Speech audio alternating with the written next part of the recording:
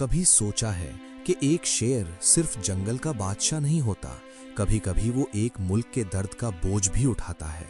ये कहानी है मरजान की, काबुल के चिड़ियाघर का वो शेर जिसने लोगों की हंसी देखी, फिर जंग की आग, फिर जख्म और फिर भी जिंदगी। ये कहानी सिर्फ एक शेर की नहीं, ये कहानी है सब्र की, दर्द की और उस कुव्वत की जो तब भी जिंदा रहती है जब पूरी दुनिया टूट चुकी होती है। आज हम सुनाएंगे दुनिया के सबसे बदकिस्मत शेर की कहानी, और शायद दुनिया के सबसे बहादुर शेर की भी। मरजान ने सर उठाया, काबुल की हवा सूंघी और एक दहाड़ लगाई जिसने पूरे चिड़ियाघर को झंझोड़ दिया। इसी लम्हे ये वाजे हो गया कि चिड़ियाघर का नया बादशाह यही शेर है।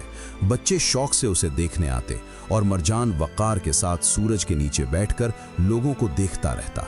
लेकिन अफगानिस्तान ने मुश्किल सालों का सामना किया। सोवियत जंग आई और फिर 1992 में काबुल अंदरूनी जंगों का मैदान बन गया।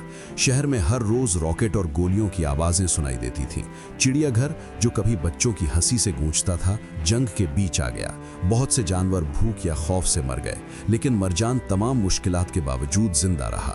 हर बार जब करीब धमाका होता, उसका जिस्म लरसता, मगर वो दोबारा सर उठा लेता। वो काबुल के तारीख सालों का खामोश गवाह था। उन तल्ख सालों में तकरीबन 1994 या 1995 में 2 मुसल्ला मर्द चिड़ियाघर में दाखिल हुए।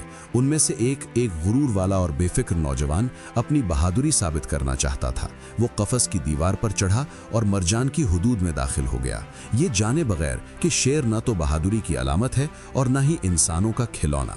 कफस में शेर कुछ देर खामोश रहा, लेकिन जैसे ही वो मर्द आगे बढ़ा, मरजान ने अपनी हुदूद और जिंदगी के तहफ़्फ़ुज़ के लिए हमला किया। मर्द उसी जगह मारा गया और यही मरजान की बदकिस्मती की शुरुआत थी। अगले दिन मरे हुए मर्द का भाई, जो गुस्से में अंधा हो चुका था, चिड़ियाघर वापस आया। किसी ने उसे रोका नहीं। जंग थी, कानून नहीं था, नज्म नहीं था। उसने अपनी जेब से एक ग्रेनेड निकाला, पिन खींची और पूरी कीना परवरी के साथ मरजान के कफस में फेंक दिया। एक जबरदस्त धमाका हुआ। जब धूल बैठी, निगहबानों ने देखा कि मरजान अभी जिंदा है, लेकिन वो पहले जैसा अजीमुशान शेर नहीं रहा था। उसकी एक आंख अंधी हो चुकी थी, दांत टूट चुके थे, जबड़ा जख्मी था और टांगे लंगड़ी हो गई थीं।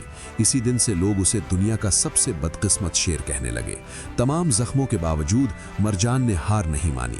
उन सालों में जब काबुल तबाह था और लोग भूख और जंग में जल रहे थे, वो अब भी जिंदा रहा। निगहबान हर रोज अपनी जान के खतरे के बावजूद आग के दरमियान से गुजरते और उसे खाना पहुंचाते।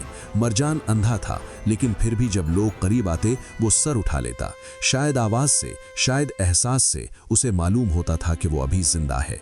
जब 2001 में जंग कुछ कम हुई और काबुल ने ताज़ा सांस ली, मरजान बूढ़ा और थका हुआ हो चुका था। जिस्म उसका साथ नहीं देता था, लेकिन रूह अब भी मजबूत थी। आखिरकार जनवरी 2002 में 20 साल से ज़्यादा अफगानिस्तान में ज़िंदगी गुजारने के बाद उसने सुकून से अपनी ज़ख्मी आंखें बंद कर ली।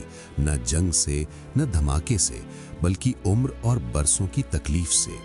मरजान की मौत के बाद लोगों ने उसके लिए एक मुजस्समा बनाया, एक अंधे और जख्मी शेर का मुजस्समा।